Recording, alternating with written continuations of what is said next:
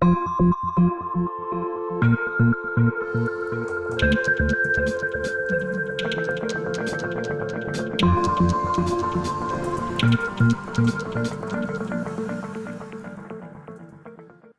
tal? Les habla Jorge Gestoso. Bienvenidos desde Bogotá. En el programa de hoy analizamos los resultados de las elecciones presidenciales de Colombia con el politólogo Ariel Ávila.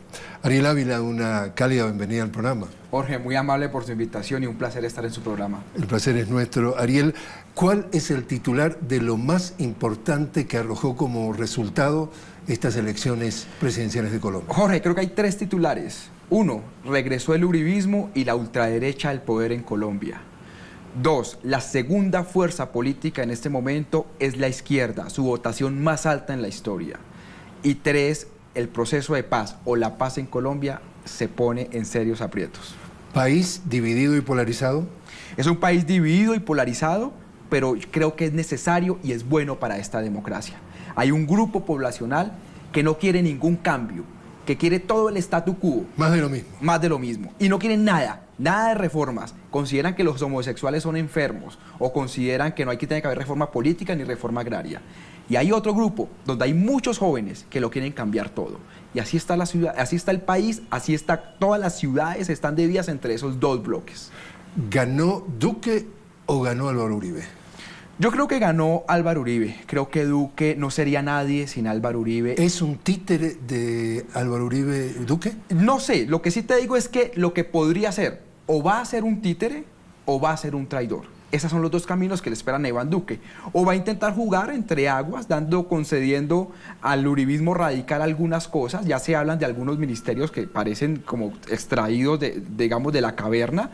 Y él conservará algunos otros ministerios para hacer sus políticas propias. Pero en serio, él no tiene independencia en este momento de Álvaro Uribe. Todo se lo debe a él. Los que pasaron a la segunda vuelta, para hacer un análisis muy frontal, decía que la cosa era entre la derecha dura y el progresismo, y algunos calificaban como de centro a Sergio Fajardo, el candidato presidencial que terminó en tercer lugar, obtuvo 4,5 millones de votos. Sergio Fajardo, ¿jugó algún papel en los resultados de la elección? Yo creo que sí jugó un papel y creo que jugó mal las cartas. Porque al final de los 4.600.000 votos que él logró, el 65% fue a donde Petro, el 25% a donde Duque, y solo el 10% se mantuvo con él en el voto en blanco. Es decir, le terminó entregando la oposición a Gustavo Petro y a quien fue su fórmula vicepresidencial, Claudia López, y ellos son los que van a liderar esa gran oposición al uribismo. ¿Tiene futuro político dentro del gobierno de Duque, Fajardo? No, creo que no tendría y creo que no lo aceptaría. Él se está guardando para el 2022, pero sale debilitado pues, por esta decisión que él tomó. Y en cambio creo que si Petro administra muy bien su oposición, será seguramente presidente en el 2022, pero va a depender de cómo él logre administrar esa oposición. Repasando un poco los resultados para gente que nos está escuchando y que no necesariamente siguieron bien de cerca esto. 54% Duque, 42% Petro, 4% aproximadamente del voto en blanco, casi 500,000 de electores votaron en blanco. ¿Cuál es tu lectura? Mira, yo creo que el voto en blanco se desdibujó. Los que apostaron al voto en blanco, como los del centro, aspiraban a que fuera del 16, después se bajaron al 12 y terminó siendo en el 4, es decir, quedó en sus justas proporciones. La gente se definió al frente del tarjetón. Creo que lo importante acá es que Petro logró casi que doblar su votación de primera vuelta. Pasó de 4,700 a 8,100. Sí, por lo menos 3 millones de votos. Por lo menos más de 3 millones y Duque logró un poco más de 2 millones y por eso tan ajustado. Pero se esperaba, incluso las últimas encuestas daban 20 puntos de diferencia entre uno y otro. Al final terminaron siendo 12 puntos. Entonces Petro en la última semana logró remontar 8 puntos. Y Petro sale pocos minutos después de que se anunciaron los resultados, reconoce el triunfo y dice en Twitter que si bien no es presidente, dice por ahora no. ¿Tú crees, como ya mencionabas, que podría ser el candidato con viento a favor para el 2022? Mire, yo creo que si Gustavo Petro hace una oposición seria, la hace como él ha anunciado en la calle, va a marcar su camino para el 2022. Pero además te digo una cosa, ¿cuántas veces lo intentó AMLO o Andrés Manuel López Obrador en México? 3 veces. Petro va a 2. Lula también lo intentó 3 veces.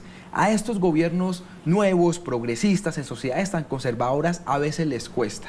Pero pareciera que, como dice la frase popular, a la tercera es la vencida. Ahora, en el caso particular de Petro, él ya dijo precisamente esos minutos después de reconocer el triunfo que va a liderar la oposición desde el Senado, desde su puesto de senador. 2 preguntas. ¿Cómo podría actuar como oposición? Y si esa oposición podría estar dividida entre, digamos, la izquierda de Petro y el centro, entre comillas, del Partido Verde. Yo creo que la oposición de Petro, para responderle la primera pregunta, va a ser, uno, igual de dura de la que fue Uribe a Santos. Petro le va a hacer exactamente lo mismo. Le va a sabotear pitos, carteles en el Congreso, etcétera. Y 2, a diferencia de la de Uribe a Santos, la oposición de Petro a Duque será en las calles, y lo han anunciado. Si van a tocar el proceso de paz, van a sacar la gente a marchar. Si vuelven las fumigaciones con glifosato, van a sacar a marchar ambientalistas y campesinos. Es decir, aquí vamos a volver a ver mucha movilización social. Y la segunda pregunta, ¿cómo va a hacer Petro para lidiar con el centro, la centroizquierda y la izquierda, que todo eso es oposición? No se sabe muy bien, pero va a depender del diálogo, porque lo cierto es que hay varones electorales del centro y la centroizquierda como Jorge Enrique Robledo o Angélica Lozano que no le van a agachar la cabeza fácil. Ahí tendrá que haber alguna negociación, pero al final encontrarán el camino, creo yo. Álvaro Uribe, al frente del Senado, para decirlo fácil, quiere decir que está encontrando un panorama muy favorable en el caso de Iván Duque respecto a lo que le puede esperar en el Congreso, el apoyo de Álvaro Uribe. Yo creo que tenemos uno de los peores escenarios en cuanto a equilibrio democrático, y es que el nuevo gobierno tiene el control obviamente del Ejecutivo y controla casi el 70% del Congreso, o 65% del Congreso, y eso les va a dar libertad para modificar lo que quieran. En general en democracia se preferiría que eso existiera un equilibrio, aquí se da todo. Sin embargo, también hay que decirlo, la bancada de centro y centroizquierda es la más grande en la historia de Colombia. Casi 26 senadores en total tendría esta bancada, pero las mayorías están del lado uribista, que estarían alrededor del 65%. Antes de terminar este bloque, Ariel, y hablemos, no sé si por última vez, pero dentro de las últimas veces, del presidente Santos. ¿Por qué llega tan desinflado en términos de popularidad si dentro de sus méritos hubo una elección en 2 instancias que transcurrió en completa paz por primera vez en décadas? Jorge, te voy a dar esta paradoja. Colombia tuvo las elecciones más pacíficas en algo más de 30 años, gracias a la política del presidente Santos de la paz, y ganó la estructura política que más combatió y criticó esa paz. Es una paradoja que no se entiende. Yo no le puedo dar una explicación concreta, le doy algunas ideas. Creo que es un gobierno con un desgaste natural después de 8 años de que hubo reelección, y creo que el presidente Santos sacrificó todo su capital político frente a la paz, y eso le terminó costando con esta oposición tan dura que le hicieron. Pero en 20 años a Santos le van a reconocer su papel en la historia. Ariel, te invito a hacer una pequeña pausa. Estamos conversando con Ariel Ávila, politólogo, sobre los resultados de las elecciones presidenciales en Colombia desde aquí, desde Bogotá. Enseguida regresamos.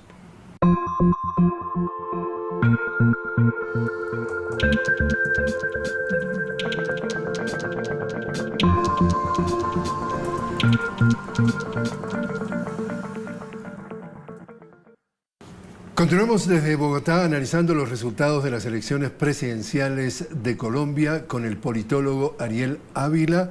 Ariel, ¿cuáles son los grandes retos que le esperan entonces al presidente electo Iván Duque?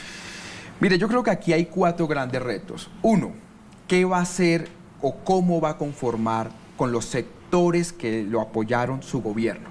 Hay un sector muy radical de fanáticos, iglesias cristianas, religiosos, fanáticos uribistas, y un sector un poco más moderado. Entonces, su primer reto es de aquí a un mes, y es cómo va a equilibrar esas Porque fuerzas. el 7 de agosto asume el poder. Asume el poder, pero además por una ley se les da 30 días para que los partidos políticos se definan si van a la oposición, si van al gobierno o se declaran independientes. Segundo reto, el tema económico.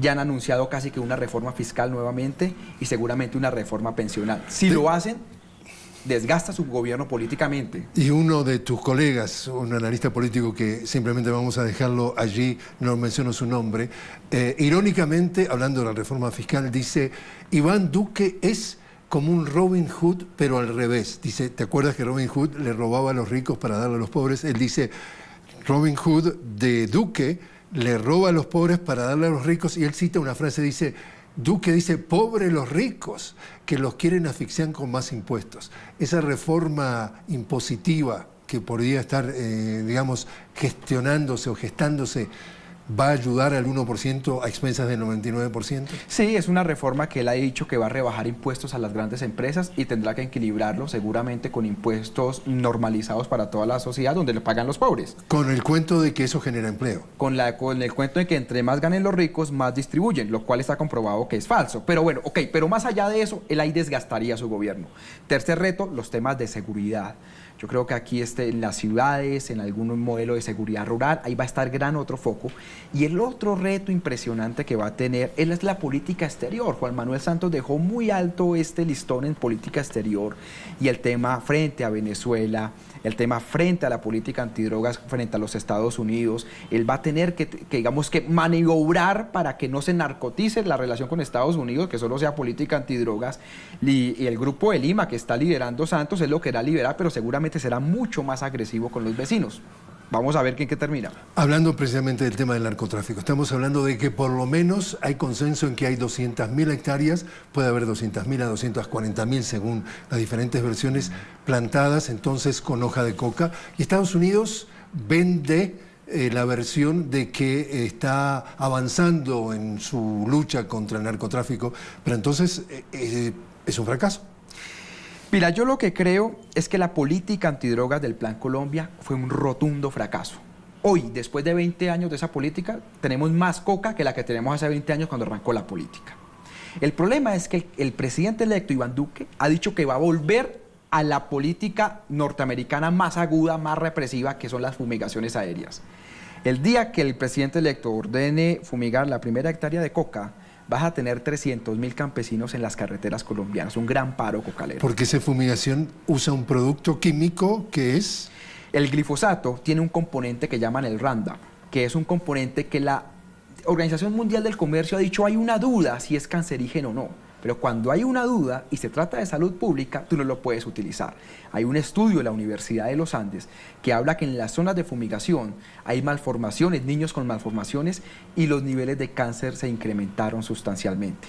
Entonces es envenenar la población y ellos han dicho que volverían a eso. Así que ambientalistas, campesinos, cocaleros, universitarios saldrán a marchar en contra de eso. Implementación del proceso de paz. Dos preguntas. ¿Podría entonces dejar sin efecto las conversaciones con el ELN que se reanudaron en Cuba? Y dos, ¿qué pasa con las FARC en lo que tiene que ver, por ejemplo, con la justicia transicional? Mira, primera pregunta. Yo creo que ellos van a poner condiciones a la negociación con el ELN. ¿Ellos siendo? El gobierno de Iván Duque. Y esas condiciones son realmente inviables para hacer una negociación. Es decir, sobre septiembre, octubre, el proceso de paz estaría llegando a su final. Son condiciones realmente, perdóneme la expresión, ridículas en el marco de una negociación. Y dos, con el caso de las FARC, el proceso de paz que tenemos hoy, que aprobamos el 16 de noviembre de 2016, ya no va a ser el que tenga Iván Duque. No va a haber reforma agraria, eso está liquidado, lo han dicho. Van a reformar la justicia transicional y seguramente intentarán extraditar o echar a la cárcel a varios comandantes de las FARC. Es decir, conclusión, vienen tiempos duros para la paz en Colombia. ¿Y con el ELN? Yo creo que no, yo creo que la conversación se rompe y tardaremos otros 6 años en que Colombia cierre este ciclo de la violencia. Es una tragedia.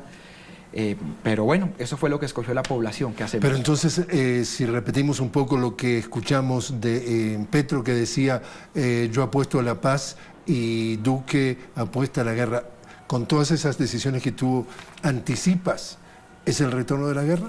Yo creo que la paz va a vivir momentos difíciles y dos, yo creo que cerrar el círculo de la violencia nos vamos a tardar otro buen tiempo, casi una década. Corrupción. ¿Recuerdas de que incluso tú mismo, hablando en una ocasión anterior, nos decías de que en lo que tiene que ver con Álvaro Uribe, desde que dejó la presidencia, cada uno de los presidentes, de los candidatos a la presidencia que él sugirió, estuvieron envueltos en casos de corrupción, e incluso tú mencionabas que se daba el caso de Iván Duque. Entonces, ¿cómo va a combatir la corrupción Duque si está, por lo menos hay sospechas de que está metido en la corrupción? Mira, Eso es una gran paradoja. Ayer el día habló sobre combatir la corrupción. No sé cómo, porque se alió con todos los corruptos. Todos los senadores del escándalo de Odebrecht están con él. Y de otros 6 escándalos están con él. Entonces, lo que él tiene es el mismo discurso de Uribe cuando llegó en el 2002, no a la politiquería, no a la corrupción, sí a la transparencia, pero eso es inviable, es decir, él va a tener que repartir burocráticamente su gobierno con todos esos políticos. Entonces es un discurso que él tiene, pero yo no veo por dónde él pueda librarse de esos varones electorales. Otro de los temas claves que fue, digamos, la opción entre uno y otro era la economía. Decía entonces Gustavo Petro, tenemos que terminar con una economía rentista de vivir del petróleo y del carbón y eventualmente de lo que tiene que ver con la minería ilegal y pasar entonces a la agroindustria, a producir riqueza con realmente trabajo efectivo. ¿Esto será entonces la continuidad, la continuación de la economía rentista dependiendo del petróleo y del carbón? Yo creo que el modelo económico que propone Iván Duque es más de lo mismo y es una potencialización de las economías extractivas con un movimiento social que además ya protege mucho el medio ambiente. Ahí vamos a ver mucho choque social, mucha protesta social. Y es un favorecimiento a grandes capitales. De hecho, el candidato y ahora presidente electo Iván Duque ha dicho que va a crear un ministerio para la promoción de la pequeña industria, un solo ministerio. Entonces, un poco lo que uno ve es que ahí no va a haber grandes cambios frente a la política Santos, digamos, ahí es más continuar de lo mismo. Lo que sí creo que él va a tener que hacer es escuchar mucho el movimiento social. Te invito a hacer una nueva pausa, Ariel. Estamos conversando con Ariel Ávila, el politólogo, sobre los resultados de las elecciones presidenciales de Colombia, desde aquí, desde Bogotá. Ya volvemos.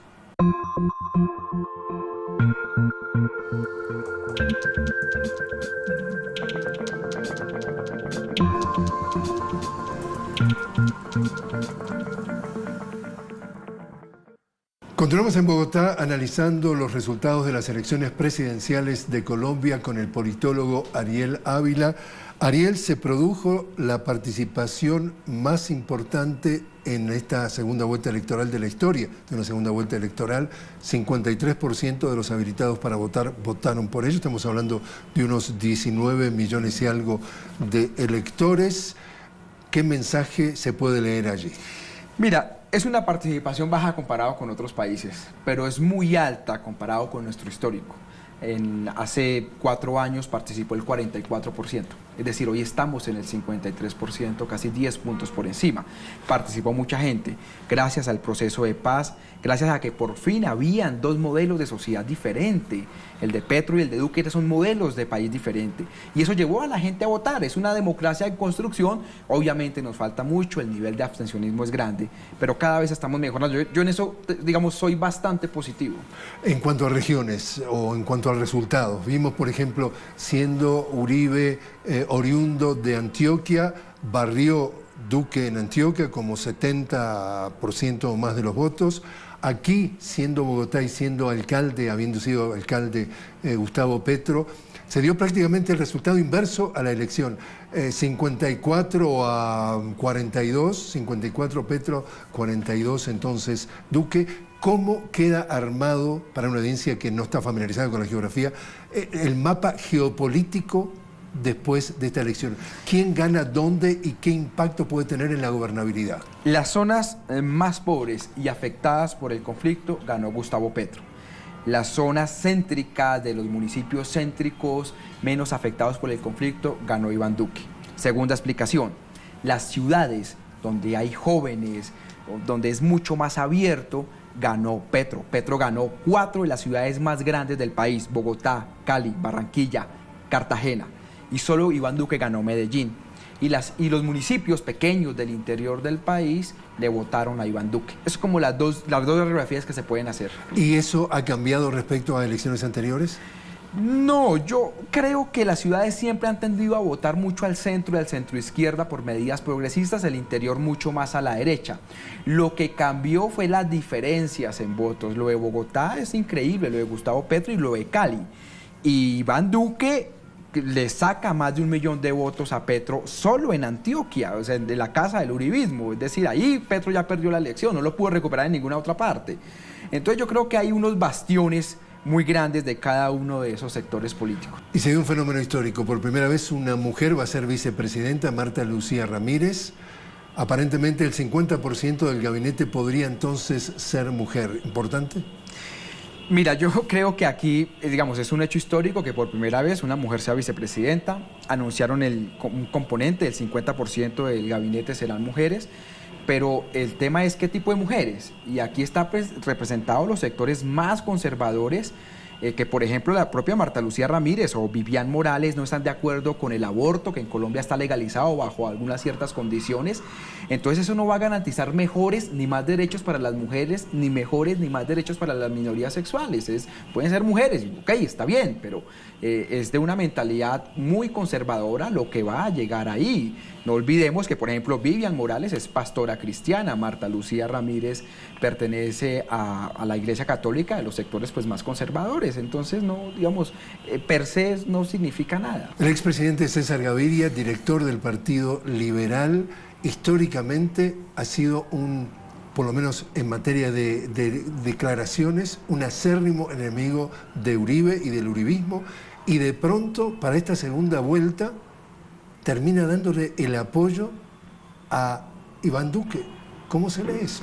Mira, yo creo que es que en la primera vuelta presidencial del 27 de mayo, el voto de opinión, el voto crítico, logró casi el 50%, sumando a Fajardo y a Gustavo Petro. Y todas las maquinarias, todos los políticos tradicionales clientelistas salieron corriendo donde Iván Duque a que los arropara. El gran problema es que llegaron tarde a esa campaña. Y Vargas Lleras hizo lo mismo, el partido de la U y el Partido Liberal. Y de hecho, en el discurso del domingo en la tarde de Iván Duque, ni siquiera los nombró, ni siquiera les agradeció. Vienen momentos muy críticos para ellos. Yo creo que el mapa político en Colombia es totalmente diferente y va a ser muy diferente en 4 años. Y por último, Ariel, ¿cómo piensas que puede ser el impacto de este resultado en el panorama político de nuestra América Latina? Mira, yo en general creo, pues claro, es un gobierno de ultraderecha el que se pone en Colombia, pero en materia política exterior yo no veo grandes cambios, más allá de lo que ya hizo el presidente Juan Manuel Santos. Creo que va a haber un discurso más agresivo con Venezuela. Hay que esperar las elecciones en Brasil, cómo se resuelve allá. Creo que en México va a haber un equilibrio, va a ganar Andrés Manuel López Obrador y eso le va a dar cierto equilibrio al continente. Pero en materia política exterior no creo que hayan grandes aventuras por parte del nuevo gobierno de Iván Duque. El tema va a ser interno. Ariel Ávila, muchísimas gracias por haber estado con nosotros. Jorge, muchas gracias y siempre a la orden.